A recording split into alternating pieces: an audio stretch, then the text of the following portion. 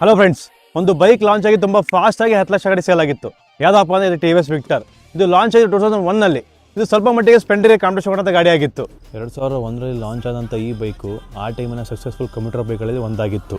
ಈ ಬೈಕ್ ಜನಗಳಿಗೆ ಇಷ್ಟ ಆಗೋಕ್ಕೆ ಕಾರಣ ಏನಪ್ಪ ಅಂದರೆ ಇದರ ಇಂಜಿನ್ ಸ್ಮೂತ್ ಆಗಿರೋ ತುಂಬ ಸ್ಟ್ರಾಂಗ್ ಆಗಿತ್ತು, ಮತ್ತು ಒಳ್ಳೆ ಮೈಲೇಜು ಒಳ್ಳೆ ಕಂಫರ್ಟ್ ಕೊಡ್ತಾಯಿತ್ತು, ಜೊತೆಗೆ ಈಸಿ ಮೇಂಟೆನೆನ್ಸ್ ಆಗಿತ್ತು.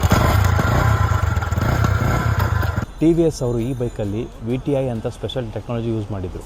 ಇದರಿಂದ ಗಾಡಿಗೆ ಒಳ್ಳೆ ಪಿಕಪ್ ಮತ್ತು ಮೈಲೇಜು, ಕಡಿಮೆ ಇಂಜಿನ್ ಸೌಂಡು ಬರ್ತಾಯಿತ್ತು.